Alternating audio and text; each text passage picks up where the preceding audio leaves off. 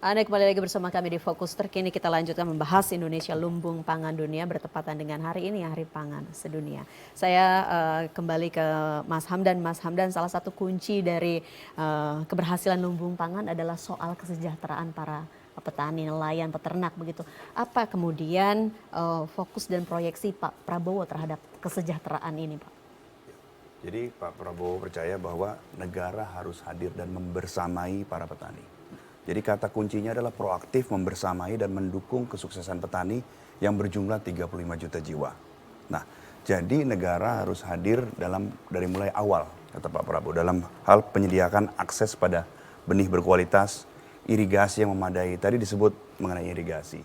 Jadi memang kunci dari ketahanan pangan, lalu naik kelas menjadi kedaulatan pangan, ada pada irigasi. Saat ini sekitar 30% lahan pertanian kita yang telah teririgasi. Nah, kita harus naik ke angka sekitar 50%, seperti negara Cina, di mana mereka bisa panen hingga 3 kali. Ini adalah suatu keharusan. Nah, itu mengenai irigasi dan juga edukasi kepada petani dan pupuk yang tepat agar hasil panen kita optimal. Kita juga ada proyek strategis nasional di mana negara sedang membangun pabrik pupuk di daerah Papua dengan investasi sekitar 30 triliun. Tujuannya adalah tentu agar petani Indonesia, kata Pak Prabowo, dapat tersenyum pada saat panen raya. Oke, apalagi untuk wilayah pertanian yang berada di Indonesia Timur begitu ya. Betul. Menjawab kebutuhan pupuknya. Dan menyoal tadi yang sempat juga disinggung soal petani muda kita yang jumlahnya semakin dikit. Apa mungkin program-program yang saat ini sudah direncanakan oleh timnya Pak Prabowo begitu untuk memberikan insentif terhadap mereka, para petani muda? Seperti yang telah dilakukan dan terus dilakukan oleh Kementerian Pertanian, ada pemberdayaan sekitar 2,5 juta petani milenial ya Pak. Ya kan? Dan kemudian juga ada yang paling penting ini ada program startup tani ya, startup tani dan juga kredit usaha tani maupun kredit usaha peternakan. Ini akan menjadi kunci bagaimana kita bisa mendukung para petani dan para peternak serta nelayan milenial kita. Nah, ini menyambung nih soal petani, nelayan muda begitu ya, yang tadi jumlahnya sedikit tapi terus digenjot untuk ditingkatkan. Apa sebetulnya program-program yang saat ini dimiliki dan tengah dijalankan untuk meningkatkan petani-petani berkualitas? Apalagi tadi menjawab apa yang disampaikan oleh Pak Zazuli begitu ya, soal ketika petani yang berkualitas ini dibawa ke satu daerah justru ada apa ya? Ada gesekan juga yang kemudian berpotensi muncul di daerah tersebut. Baik, terima kasih. Tapi sebelumnya saya ingin menanggapi juga tadi, hampir semuanya menyoal mengenai irigasi, Mbak. Kami justru memang merasakan ini dan berharap pada pemerintahan mendatang yang beberapa hari lagi nih, Pak Hamdan ya. Nah, ini irigasi bisa kami lakukan dalam satu pengendalian di Kementerian Pertanian, siapapun yang nanti memegang. Nah, sehingga masalah irigasi itu memang kami hadapi di lapangan Pak Jajul ya, Bu Eliza. Ini air ada tapi ini salurannya rusak. Makanya kenapa Pak Menteri Pertanian pompanisasi Pak, habis-habisan kemarin. Nah ini pun masih kita keteteran kan, ya Pak. Pak Arief ketawa nih. Ini karena kita kalau tidak dilakukan apalagi gitu. Nah ini yang sedang coba kita lakukan ya. Kemudian untuk bagaimana menarik kaum milenial ini, kita ada program nanti untuk anak-anak muda ini Pak. Pak Menteri sudah mencanangkan untuk membantu para kaum milenial, ada dikasih lahan, sampai saat ini ada 200 hektaran per kelompok. Dan itu akan ada 15 milenial yang gabungan antara yang jago Pak dari luar dan penduduk setempat. Mengajak petani setempat. Karena kita nggak mengambil alih tuh tanahnya. Mengajak petani setempat, tentu masing-masing tempat ada skenario tersendiri tergantung culture di sana. Nah itu akan kita berikan insentif alat dan mesin pertanian, itu lebih dari 3 miliar Pak, per kelompok. Nah nanti akan berikan seperti transmigrasi lah, biaya hidup untuk 1 tahun Pak, 2 musim tanam. Nah berdasarkan perhitungan kami harusnya dengan 2 musim tanam, itu sudah bisa cukup hidup nanti per bulan dia pendapatannya 10 juta per petani yang terlibat. Dengan bagi hasilnya sudah termasuk kepada masyarakat setempat, di luar pendapatan kalau mereka ikut juga bekerja. Nah, jadi itu harapannya bisa meningkatkan minat kaum milenial karena yang kita berikan bukan hanya sarana yang sederhana tapi memang Pak Menteri selalu bilang pertanian modern. Bahkan sampai nanti yang penanaman itu menggunakan drone Pak, pemupukan drone, sprayer drone. Di samping traktor, combine, dan pompa ya tentunya. Nah itu yang coba kita lakukan. Dan saya juga tadi kembali ke Pak Jajuli bahwa kita kedaulatan pangan dulu, betul Pak. Makanya kita di 2029 kan targetnya. Jadi begitu lewat, langsung kita masuk bisa ekspor dan seterusnya. Nah tentu ini yang sedang konsentrasi sekarang, kenapa kok seolah-olah Kementerian Pertanian beras saja, karena yang memang lagi masalah ya Pak Arief. Jadi komoditas kan beras bukan hanya komoditas ekonomi nih, jadi komoditas politik juga. Jadi kita jaga benar, kita kalau Bapak Ibu nyari pejabat Kementerian Pertanian S2 ke atas di kantor Pak, hampir tidak bisa temui. Susah Karena ditemui. semua Oke. keliling gitu Mbak, gitu lah. Gitulah Mbak kira-kira.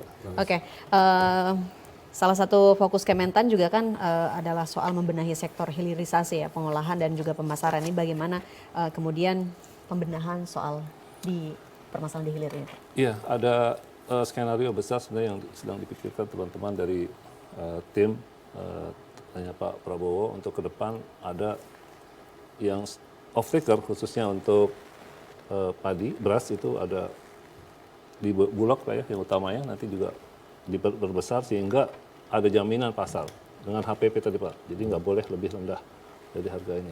Tapi sebenarnya sekarang HPP itu udah sangat jauh di bawah ya Pak. Harga Di atas. jauh di atas dari harga HPP. Jadi nggak laku lah gitu ya kira-kira. Nah kenapa seperti itu? Ya karena memang kebutuhannya kelihatannya meningkat. Dan tadi kalau terpaksa import sebenarnya lebih kepada cadangan kan Pak ya. Cadangan. Lebih pada cadangan pangan. Karena kita nggak boleh terlalu sedikit cadangan pangannya. Kalau cuma 1,5 di akhir tahun mudah-mudahan di tengah tambahan kan siap untuk tahun ke depan Pak. Ya, 2,5. Ya. Jadi kan kebutuhan Pak Jajuli kan 2,5 juta ton kira-kira per bulan Indonesia. Jadi kita stok minimal kalau 1 bulan oke lah gitu ya. Karena itu kan baru cadangan beras pemerintah. Belum cadangan beras nasional kan ada di kita semua.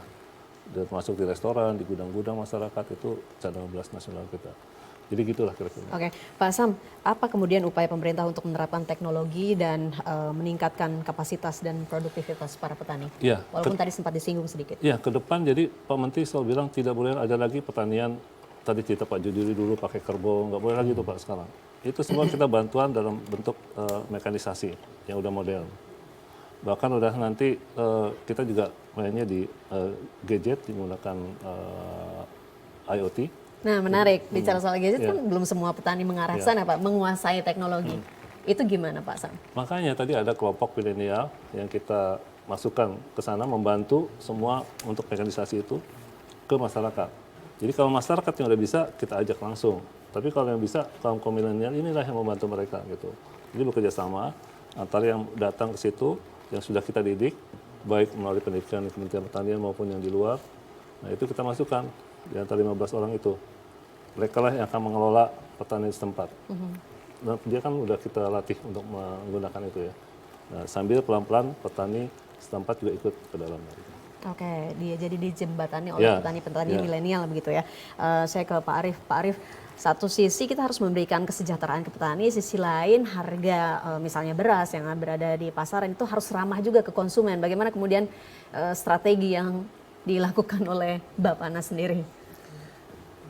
Nomor 1 itu ketersediaan. Jadi kita jangan bicara harga dulu. Nomor 1 ketersediaan.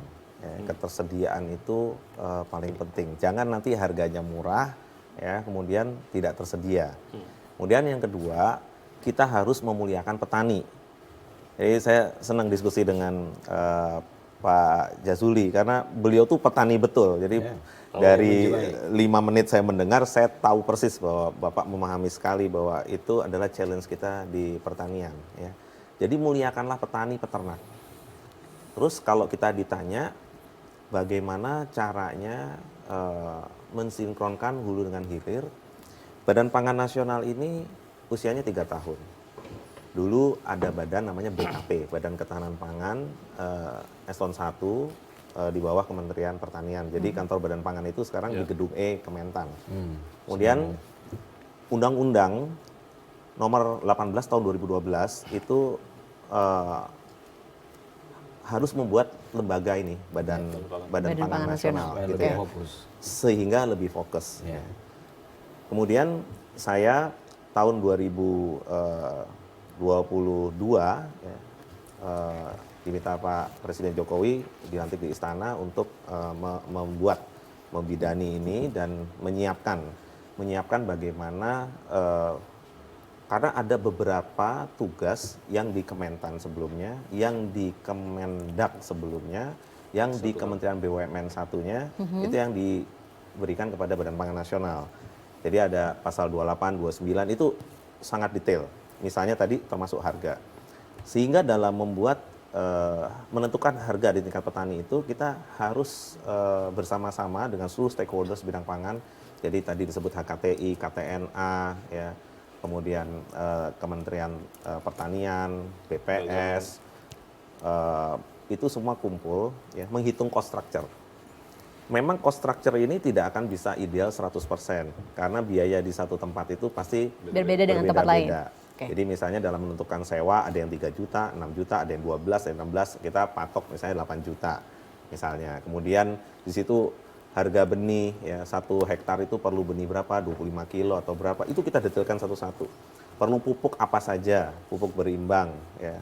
Kemudian HOK, hari orang kerja gitu ya. Hari orang kerja tadi saya sampaikan di Pantura mungkin 100.000 ya.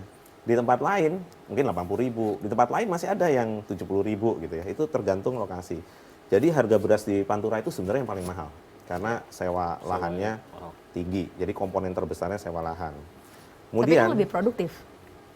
Tidak juga. Tidak juga. Tidak Oke. juga. Tanah. Jadi gini. Ini yang harus jadi PR kita bersama. Misalnya ada orang sampaikan IP 400, IP 300.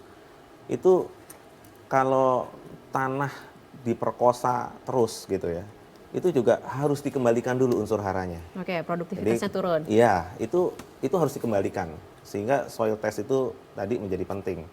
Biasanya pupuk hayati masuk di Pak Sam teknis lebih paham lah karena saya melihat ini semua tuh sebenarnya menyayangkan gitu ya. Tanah dipaksa ya ini juga harus dikembalikan dulu, dibalik ya. Kalau petani-petani Pak Jazuli mungkin paham dulu, misalnya padi palawija gitu ya, ada selingnya. Itu juga untuk memutus hama gitu ya. Kemudian tadi harga. Di tingkat petani itu kita harus tahu cost structure-nya berapa, diberikan margin berapa. Nah ini relate dengan productivity. Nah ini akan sangat menarik kalau tadi Pak Sam sampaikan, 1 bulan 1 petani 10 juta. Ya ini harus kita hitung balik. Berapa produktivitas minimum ya pada saat kita 1 hektar menanam. Karena dengan harga gabah 6.000 sampai 7.000 atau let's say kalau nanti akhir tahun biasanya sampai 8.000, kalau 8.000 kali misalnya pegang 2 hektar ya produktivitasnya 5 ya tinggal dikalikan aja. Ya, dipotong cost berapa? Biasanya kita akan bagi cuma 3 sih. Yang 1/3 sewa lahan, 1/3 biaya tanam, 1/3 profit. Oke. Jadi secara umum biasanya demikian gitu ya. Kemudian tadi saya agak tertarik juga sama yang disampaikan Pak Jazuli mengenai definisi ya, ketahanan, kedaulatan sama kemandirian. Jadi mungkin saya agak luruskan sedikit bahwa ketahanan pangan itu ya, yang kita ciptakan sama-sama adalah kedaulatan pangan berdasarkan kemandirian pangan dan kedaulatan pangan. Jadi yang dimaksud Pak Jazuli tadi maksudnya adalah kemandirian pangan. Jadi yang bisa kita tanam sendiri, kita produksi sendiri, misalnya ayam, telur kita sudah sufisien. Jadi harus dikasih apresiasi sama Kementan dan yang itu nggak pernah diekspos. Ya. Saya 3-4 hari lalu saya dari KL, dari Port Pang, saya pastikan sendiri bahwa bawang merah itu Dari kita ekspor ke sana. Ya. Karena harga bawang di Sumbawa, di Bima, ya itu harganya jatuh. Kemudian ini kita siapkan ekspor, ya. Kemudian sampai di sana itu rata-rata 3-5 kontainer itu satu company. Oke. Ya. Tahan di situ Pak Arief. Nih, bicara soal apresiasi tadi, oke di beras kita ada kelemahan, tapi di sisi yang lain ayam, telur, bawang bahkan tadi ada kelebihan. Tanggapan Pak Jazuli. Iya, pertama kita harus apresiasi, wajib mengapresiasi. Iya, betul. Apa yang ini kan beras itu kan salah satu contoh saja. Iya. Meskipun di beras ini 2024 ini tercatat dalam data kita mengimpor 5,3 juta ton dalam di beras ya. Tapi sektor lain mungkin kita tadi sudah bisa memenuhi kebutuhan dalam negeri, bahkan bisa mengimpor tadi, apalagi lagi sedang murah. Nah, sekarang itu persoalannya begini. Orang sekarang ini minat jadi petaninya itu turun. Kenapa? Ketika musim tanam, membeli pupuk apa segala macam itu mahal. Begitu panen, harga gabahnya itu anjlok. Ada dua sebab. Saya kira sudah apresiasi dalam konteks bawang tadi. Kalau itu bisa diberlakukan juga dengan beras. Begitu anjlok, ada dua jalan. Pemerintah provinsi atau Pemda atau pemerintah pusat intervensi membeli. Atau difasilitasi untuk diekspor. Sehingga dia tidak buntu. Harus ada tuh. Di situ nanti untuk keseimbangannya ada bulog. Segala macam pemerintah ditaruh di bulog lah, ya kan begitu. Nah, ketika dia panen harganya murah, begitu tanam tinggi, petani akhirnya putus asa jadi petani. Akhirnya dapil saya tuh Serang, Cilegon di Banten. Sekarang di daerah Banten itu sudah banyak orang berubah jadi petani menjadi buruh tani tadi yang disinggung oleh Pak Sam dan Pak Arif. Kenapa? Dia jual tanahnya. Karena merasa, udah susah lah. Nah, akhirnya setelah dijual tadi berubah alih fungsi lagi. Itu jadi problem berikutnya. Nah, disitulah pentingnya ada intervensi. Maka termasuk bukan saja saya menggarisbawahi irigasi, Pak Sam. Termasuk pupuk. Ini subsidi pupuk itu kan harusnya untuk petani. Tapi dia muter lewat Kementerian Perindustrian. Waktu produksi pupuk itu dikasih subsidi. Dengan harapan nanti harga jual pupuk ini murah. Tapi begitu sudah selesai diproduksi ini pupuk, datang para pialang-pialang yang akhirnya merusak pasarnya pupuk. Begitu jatuh ke petaninya, menjadi mahal lagi. Maka saya termasuk orang yang subsidi pupuk harusnya diberikan kepada Menteri Pertanian. Produksi silakan produksi. Begitu petani mau membeli pupuk, di situ ruang memberikan subsidi pupuknya. Supaya tidak ada mata rantai yang terlalu banyak. Karena kalau sudah diproduksi Mbak, sudah jadi pupuk.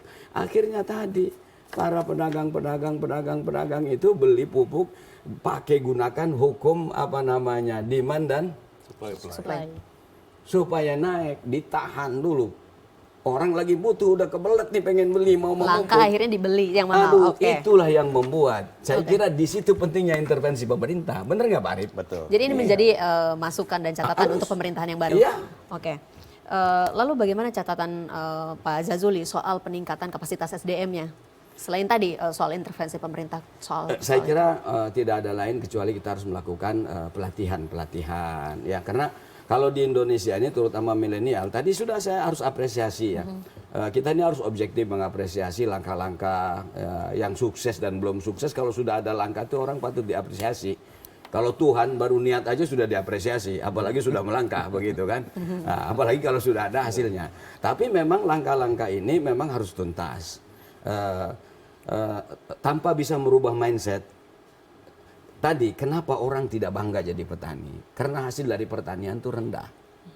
Sebenarnya itu, kalau nanti hasil pertanian itu tinggi, orang pasti akan bangga jadi petani, Pak. Mbak, pasti bangga. Kenapa dia? Karena dia makin susah jadi petani tadi, sederhananya ya. Ya itu yang saya dengar. Karena saya turun ke dapil itu bukan hanya waktu reses. Saya setiap Sabtu Minggu itu saya turun kalau nggak ada rapat di DPR. Mau reses, nggak ada reses itu. Jadi saya turun, saya dengar aja. Dan kita juga tadi, benar juga ya, begitu tanam kok pupuk susah, sudah mahal susah lagi. Begitu panen kok harganya murah ini.